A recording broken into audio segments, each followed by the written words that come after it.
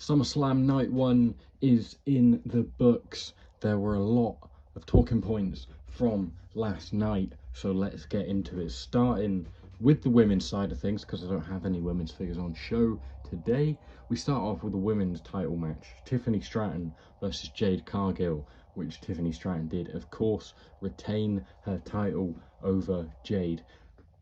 I got that one wrong, I'll admit it. So I'm 0 for 1 on predictions to start off. Tiffany did get the win. I predicted Jade to win, but I don't think that's a bad decision. I feel like Jade isn't necessarily ready, and I did say in my predictions video that you can watch up there, by the way, because they have night 2 predictions, which obviously night 2 is tonight, so you want to watch that ahead of that. So yeah, make sure you go and watch that after this.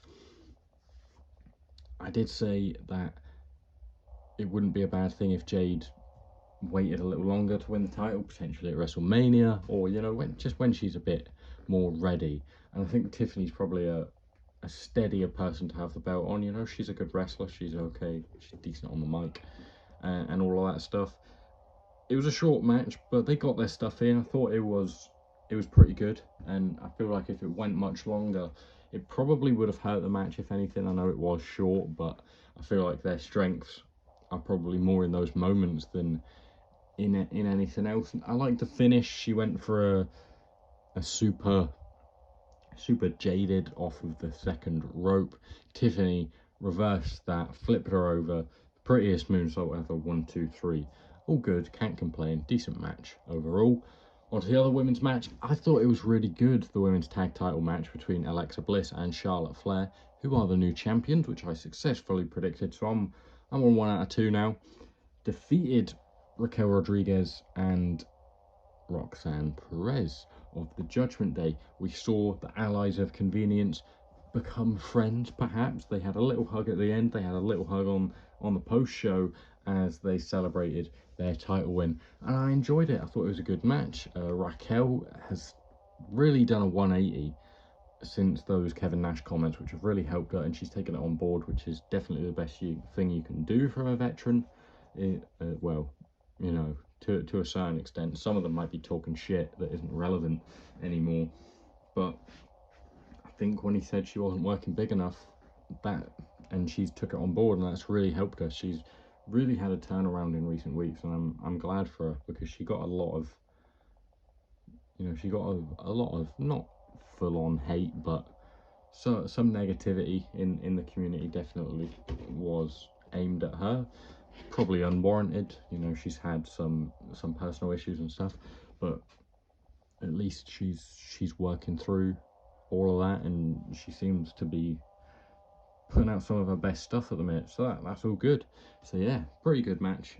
We saw Alexa take out Charlotte, but she managed to save Charlotte a little bit later on, and then pick up the win after Charlotte took out Raquel. When you think she might hit Alexa with a big boot, she didn't. Alexa hits the Sister Abigail DDT on Roxanne. 1, 2, 3. All good. I thought the start of the show was pretty good.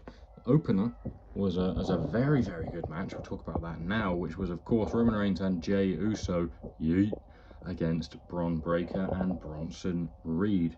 Really fun match to start with. We saw Roman busting out some stuff that he's not done for years, like the big over the top rope dive, which he did overshoot a little bit, which he'll probably not do that for another 5 years or ever again after that, but that's a good sign.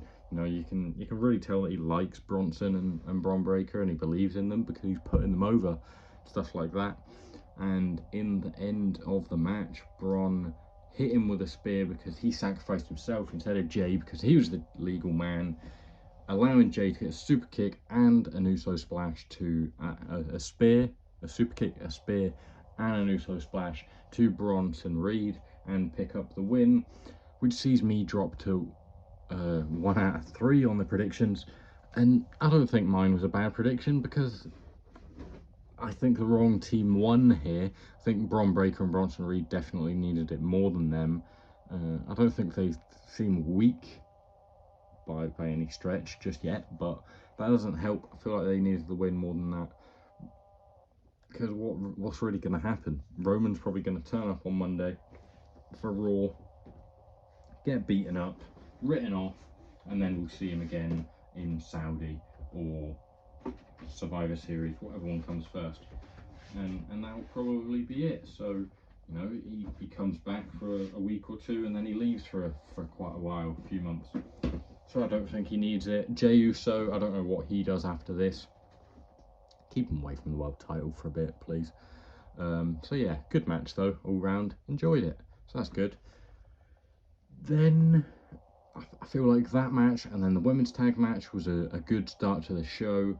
Sort of went a bit iffy after that. We had Sammy versus Karrion, which, I'm sorry, just isn't a great match. Karrion is not very good in ring. I do like his promo work and some of the stuff he's been doing, but that could be the end of Karrion Kross. We saw the We Want Kross chants at Triple H on the Pro Show, but that was the only match he didn't talk about. Sammy signaled to Kross that was then done after the match. Kross was high-fiving kids walking out, and you know, he's a heel, he's quite an intense character, so I feel like he might not do that if he was staying. And I know he sort of still has to admit that he was wrong, so maybe that opens him up to something else, but he's like running down his contract at the minute. He's close to the end of his contract. I don't see them renewing it right now. I think he might be heading elsewhere, maybe TNA, to probably job out to NXT guys, which would be unfortunate. So yeah, I see him going somewhere else. I like Karrion. I feel like some of the stuff has been a bit forced in recent times, albeit I don't think Sammy really needs the win. I don't think Kross should really beat him too much really either. I guess if they have the two matches, Kross could have beat him once and then Sammy could have got a win here. Kross could have at least, you know, had a bit of a dodgy win, a DQ win or something like that. But Sammy doesn't turn to the bad side, and you assume Sammy's only going onwards and upwards towards that World Heavyweight title, which is held by that man, which I will get onto a bit later. We've already talked about the next match after that, which was Jade Cargill versus Tiffany Stratton. But then we get on to the biggest match of the night, Drew McIntyre and Logan Paul against Randy Orton and Jelly Roll. I got this one wrong as well. Jesus, am I 1 for 4? No, I got Sammy right. I'm 2 for 5. I got 3 wrong. 1, 2. Yeah, I got 3 wrong. Jesus, I'm 2 for 5 at the minute. So yeah, Drew and Logan pick up the win over Jelly Roll. Logan put him through a table, which was a nasty bump. Fair play to Jelly Roll for that. You've got to be committed to it, at least more than Travis Scott, to do a table bump like that, because that was not very nice. But yeah, he sort of wheeled away after that, or he like dragged away because he can't compete any longer.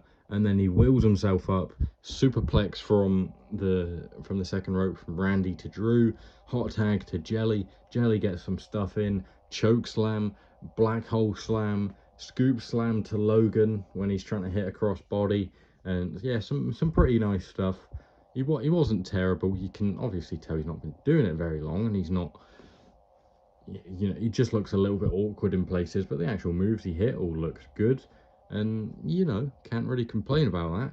Drew McIntyre hits him with a Claymore, Randy runs in, RKO, Logan disposes of him into the turnbuckle, hits a pull from Grace to Jelly, 1, 2, 3, and I dropped to 2 out of 5 on the predictions. But I'm not mad about that. I think the right team won there. I think Drew should have won more than Jelly Roll should have won. So that's fine. Hopefully Drew goes on to bigger things after this, because he should be in the world title picture. And speaking of the world title picture, we get down to the main event, Gunther versus Punk. Very good match. Really enjoyed it. I saw some people say they don't like it. It was quite a long one. It was really good though. I enjoyed it. I thought it was really good. The Punk trying to dodge the chops, and he blocks a few of them. That was a good story going into it. We heard going in the early stages, we heard the report of Gunther having a nose injury that would require some time off or some surgery, and later into the match they played on that when they did the announce table spot. Gunther goes under it, obviously blades a little bit, he's busted open, And then we saw a really different side of Gunther, which I really liked personally. That sort of like frantic fight or flight sort of mode that he went into, not sure what to do because usually he's in control. Really good story going into it, or you know, in that stage. I thought I really enjoyed that. And CM Punk hits him with a GTS, hits him with another GTS. 1, 2, 3. Punk is the world champion. Very happy at that moment in time. And then, as some people predicted, as I predicted, Seth Rollins comes out. He looks like he's on crutches. He's just warning Punk that that's not going to be your title for very long. Turns around, throws the crutches away, which I thought was pretty cool. That was pretty cool. That was a great moment. Takes off the knee brace, runs down to the ring, while CM Punk is still stood there instead of running off, which doesn't make much sense, but you know, it's wrestling.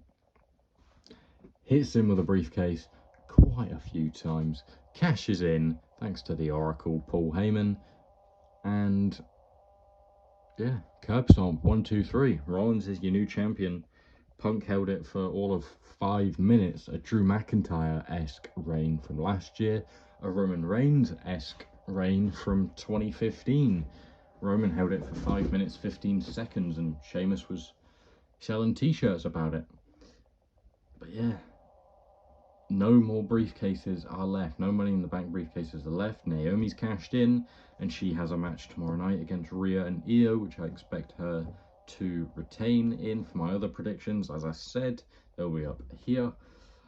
And that is about everything. Really good match though. I don't love Rollins versus Punk, to be honest. It doesn't interest me a ton because it's been going a long time. And it probably should have ended with their singles match on the Raw debut. Punk won. Probably should have ended there. I guess Rollins is still hung up on it. He's still got a vendetta against Punk. Then you get the Mania match and Roman's involved. I thought the build to that at the Royal Rumble was fantastic with the stomps to Roman. That was really, really good. And Punk eliminates them both. I enjoyed that. The Mania match was fantastic. One of 2 matches on WrestleMania that was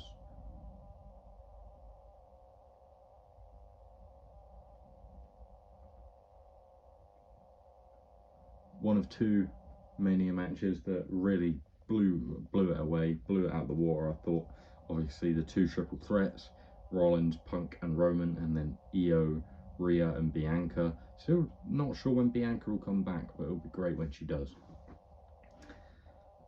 Thought it could have ended there. You had the steel cage and everything, which was a really good match, and they had great matches. It's just that it's been going on a long time now and the promos are just going to be the sort of the same thing. You left us for 10 years and all that stuff. Seth Rollins is a little bit repetitive in that way, and I don't think Paul Heyman has necessarily helped him a ton. Braun and Bronson are a good addition. You know, it's a big faction. They are sort of being portrayed as the modern day Evolution or the Vision or whatever they're called now. I wish I was more excited about it, but building into next year, Sami Zayn could win the Royal Rumble in Saudi, could go on to face Seth Rollins at WrestleMania, because we've seen them having a bit of back and forth about Seth's new vision and all of that stuff on Raw in recent months. So that'll be interesting when we get to it. But that is everything from me for today. So I hope you've enjoyed. Leave a like if you did, and even more so, subscribe to the channel, turn your post notifications on so you don't miss anything. Hopefully my review will be out early tomorrow. Well, not early because I'm at work, so I can't even watch it live really, so it might, I don't know when it's going to come out. I don't know what I'm going to do. I might try and wake up early and then watch Cena Cody, because I don't want to have to try and go all day and miss all the spoilers, because there's going to be tons. So I'll just not be able to go on my phone. But yeah, that is everything from me for today, so I hope you've enjoyed. If you have, leave a like, comment, subscribe, all that good stuff, and I'll see you next time. Bye bye.